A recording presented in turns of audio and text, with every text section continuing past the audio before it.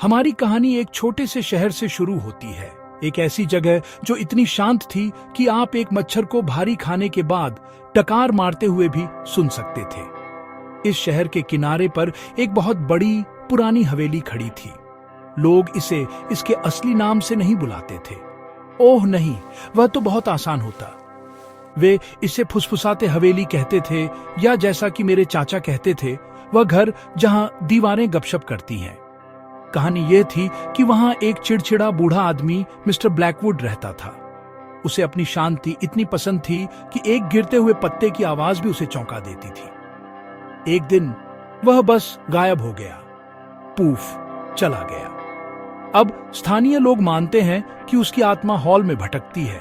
जो भी आवाज करने की हिम्मत करता है उसे शश करती है। वे कहते हैं कि रात में आप हल्की फुसफुसाहट, दरवाजे खुलने और बंद होने की आवाज सुन सकते हैं, और कभी कभी एक बहुत गुस्से वाली श्श, जो आपकी हिचकी भी डराकर भगा सकती है। हवेली खुद ऐसी दिखती थी जैसे वह किसी हॉरर फिल्म से निकली हो, जिसका बजट आधे रास्ते में ही खत्म हो गया हो। इसमें टूटी हुई खिड़कियां थीं जो विशाल उदास आंखों जैसी दिखती थी। जंगली बेलें उसकी दीवारों पर छड़ी हुई थीं, जैसे लंबी हरी उंगलियां घर को वापस जमीन में खींचने की कोशिश कर रही हों। मुख्य दरवाजा हवा के हर झोंके के साथ कराहता और कराहता था, जैसे मेरा पड़ोसी सुबह सुबह अपने गाने का अभ्यास कर रहा हो। दशकों से किसी ने भी अंदर जाने की हिम्मत नहीं की थी। बच्चे इसके बारे में डरावनी कहानियां सुनाते थे, हर एक पिछली से ज्यादा नाटकीय। एक बच्चे ने कहा कि उसने एक परछाई को अपने ही सिर से क्रिकेट खेलते देखा। दूसरे ने कसम खाई कि उसने भूत को एक्स्ट्रा स्पूकी टॉपिंग के साथ पिज्जा ऑर्डर करते सुना। यह ऐसी जगह थी जहां आप दिन में ब्रेवी से चलते थे, लेकिन रात में आप इतनी तेजी से भागते थे कि ओलंपिक पदक जीत सकते थे। फुसफुसाते हवेली के आसपास का डर इतना घना था कि आप उसे काटकर एक डरावनी मिठाई के रूप में परोस सकते थे। शहर के बड़े बुजुर्ग इसे धमकी के तौर पर इस्तेमाल करते थे। अपनी सब्जियां खत्म करो, नहीं तो हम तुम्हें फुसफुसाते हवेली भेज देंगे, वे कहते थे।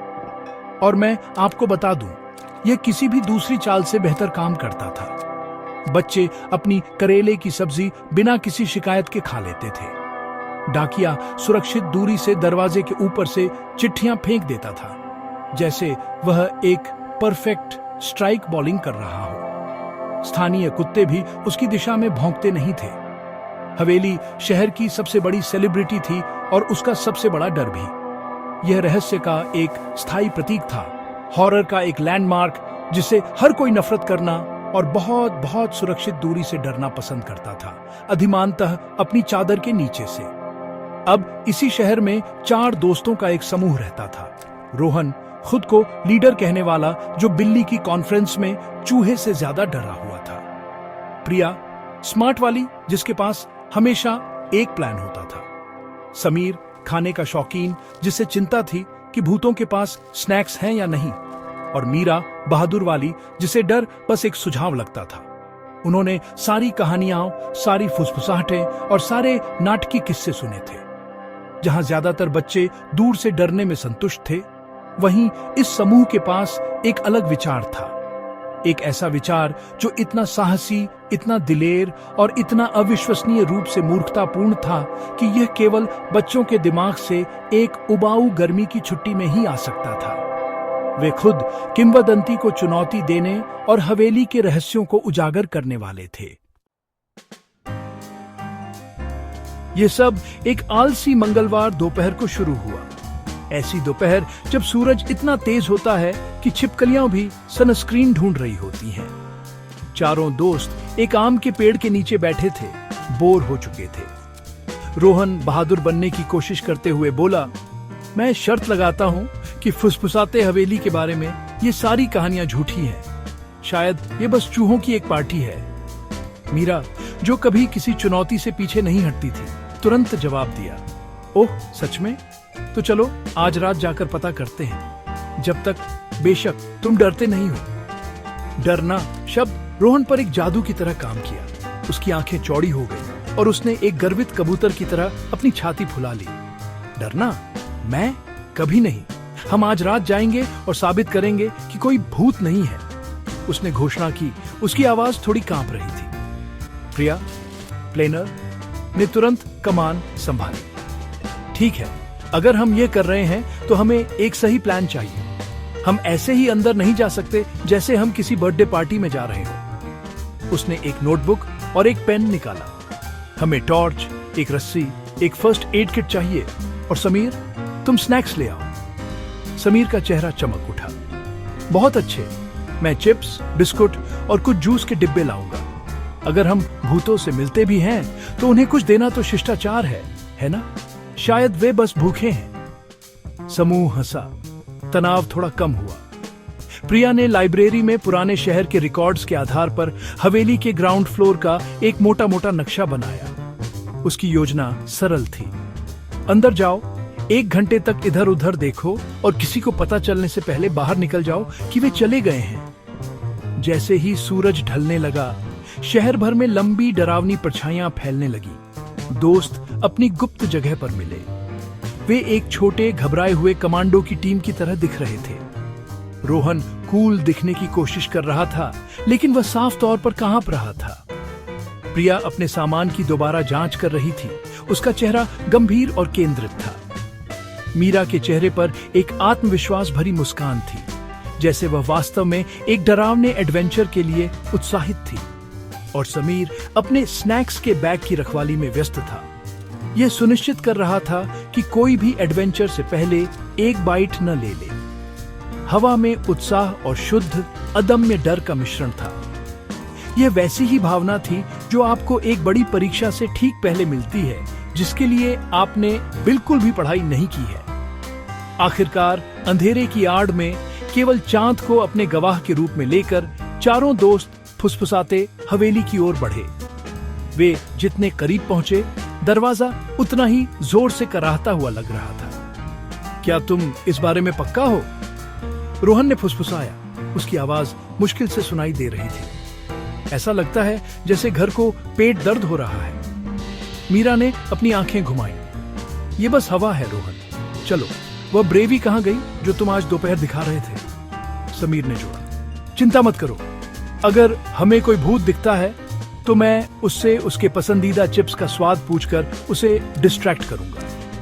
एक अंतिम गहरी सांस के साथ उन्होंने चरमराते दरवाजे को धकेला और पौराणिक भूतिया हवेली के मैदान में कदम रखा। एडवेंचर आधिकारिक तौर पर शुरू हो गया था और अब पीछे मुड़ना नहीं था।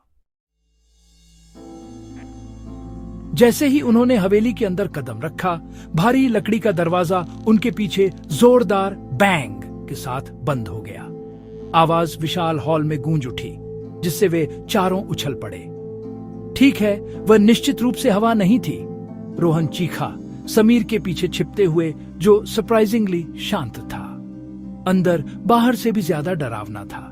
मोटी जाले छत से भूतिया झूमरों की तरह लटक रहे थे और धूल ने हर चीज को एक ग्रे कंबल की तरह ढक रखा था। उनकी टॉर्च की किरणें अंधेरे को चीरती हुई उखड़ते वॉलपेपर, उलटे हुए फर्नीचर और दीवार पर टंगे चित्रों को दिखा रही थीं, जिनकी आंखें उनका पीछा करती हुई लग रही थी। एक अचानक ठंडी हवा हॉल से गुजरी और एक हल्की फुसफुसाहट हवा में तैरती हुई लग रही थी। बाहर जाओ, यह फुसफुसाया। समूह और करीब आ गया। उनके दिल रॉक कॉन्सर्ट में ड्रम की तरह धड़क रहे थे। क्या तुम लोगों ने वह सुना? मीरा ने फुसफुसाया। उसकी अपनी ब्रेवी थोड़ी डगमगाने लगी थी। प्रिया हमेशा तार्किक वाली एक स्पष्टीकरण खोजने की कोशिश की। यह शायद खिड़की में एक दरार से सीटी बजाती हवा है। लेकिन फिर उन्होंने एक और आवाज सुनी। हॉल के अंत में भव्य सीढ़ी से एक धीमी लयबद्ध चरमराती आवाज आ रही थी। चरमराहट, चरमराहट, चरमराहट। ऐसा लग रहा था जैसे कोई धीरे धीरे सीढ़ियों से नीचे आ रहा था, लेकिन वे किसी को देख नहीं पा रहे थे। समीर ने अपने स्नैक बैग को और कसकर पकड़ लिया। शायद भूत आधी रात के स्नैक के लिए नीचे आ रहा है, उसने घबराते हुए फुसफुसाया। मुझे उम्मीद है कि उसे आलू चिप्स पसंद होंगे।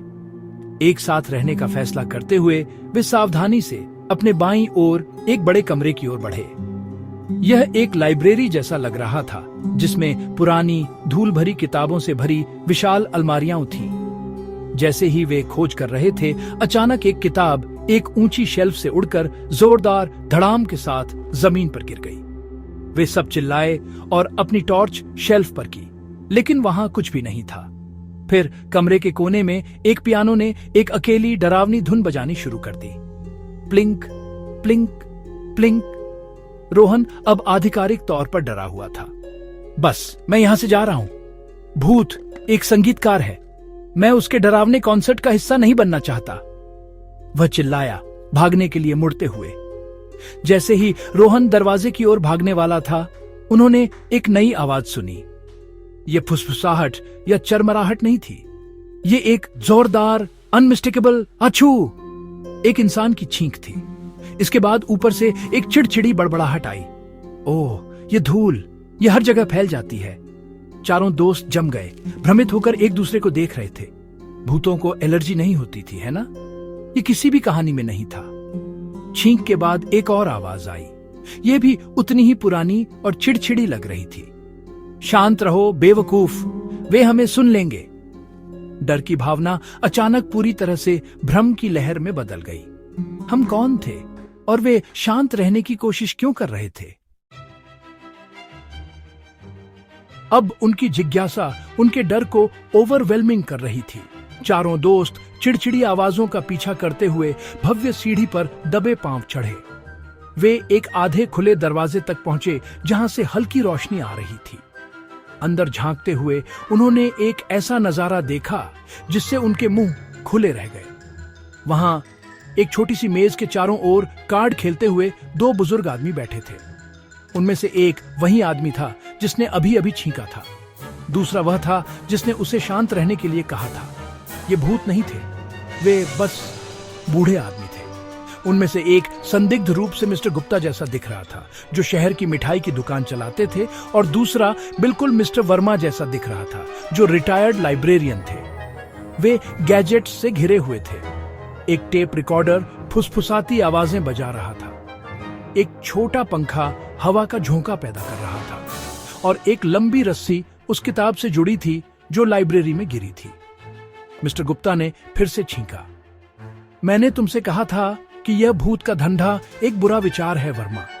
यह धूल मेरे साइंस को खराब कर रही है। मिस्टर वर्मा ने निराशा में अपने कार्ड नीचे फेंक दिए। यह एक शानदार विचार था। सालों से हमारे पास यहाँ हमारा परफेक्ट, शांत, छोटा सा क्लब हाउस रहा है। कोई शोरगुल वाले बच्चे नहीं, कोई हमें परेशान करने वाला नहीं। हम बस कार्ड खेलते हैं और शांति से अपनी सेवानिवृत्ति का आनंद लेते हैं। हमें बस समय समय पर कुछ डरावनी आवाजें निकालकर पुरानी किंवदंती को जिंदा रखना था। फिर उसने एक रिमोट कंट्रोल की ओर इशारा किया। यह रिमोट सामने वाले दरवाजे को बंद कर देता है। हर बार कमाल का काम करता है। बच्चे एक दूसरे को घूर रहे थे, यह समझने की कोशिश कर रहे थे कि वे क्या देख और सुन रहे थे। पूरी भूतिया हवेली दो दादाजी द्वारा किया गया एक बड़ा विस्तृत मजाक था, जो बस थोड़ी शांति चाहते थे। और ज्यादा देर तक खुद को रोक न पाने पर समीर जोर से हंस पड़ा। दोनों बूढ़े आदमी अपनी सीटों पर उछल पड़े, डरे हुए दिख रहे थे। उन्होंने दरवाजे में खड़े 4 बच्चों को देखा और उनके चेहरे पीले पड़ गए। भूत! मिस्टर गुप्ता चिल्लाए, मेज के नीचे छिपते हुए। मिस्टर वर्मा बहादुर बनने की कोशिश करते हुए खड़े हुए और एक छड़ी लहराई। पीछे हटो आत्माओं, हम तुम्हें कोई नुकसान नहीं पहुंचाते। यह एक मजेदार भूमिका उलटाव था। भूत बच्चों से डरे हुए थे। प्रिया आगे बढ़ी, एक हंसी दबाते हुए। हम भूत नहीं हैं मिस्टर वर्मा, हम शहर में रहते हैं। हम बस भूतिया हवेली देखने आए थे। दोनों आदमियों को धीरे धीरे एहसास हुआ कि वे पकड़े गए हैं। उनका गुप्त क्लब हाउस अब गुप्त नहीं रहा। शुरुआती सदमे के बाद सब शांत हो गए। बच्चों ने अपनी चुनौती समझाई और दोनों दादाजी ने अपनी पूरी योजना कबूल की। वे शोरगुल वाले पार्कों से थक चुके थे और घूमने के लिए एक जगह चाहते थे। वे बचपन से दोस्त थे और सालों पहले हवेली के लिए एक गुप्त प्रवेश द्वार खोज लिया था। उन्होंने पूरे शहर को डराने के लिए माफी मांगी, लेकिन बच्चों को यह शानदार लगा। समीर ने उन्हें अपने चिप्स भी दिए, जिसे मिस्टर गुप्ता ने खुशी खुशी स्वीकार किया। उन्होंने एक सौदा किया, बच्चे उनके रहस्य को रखेंगे और बदले में वे कभी कभी क्लब हाउस जा सकते थे, जब तक वे शांत रहने का वादा करते थे। वह रात जो डर के साथ शुरू हुई थी, हंसी और एक नई अनलाइकली दोस्ती के साथ समाप्त हुई। जैसे ही वे घर जा रहे थे, रोहन ने गर्व से घोषणा की, देखा, मैंने तुमसे कहा था कि कोई भूत नहीं है। और एक बार के लिए किसी ने भी उससे बहस नहीं की।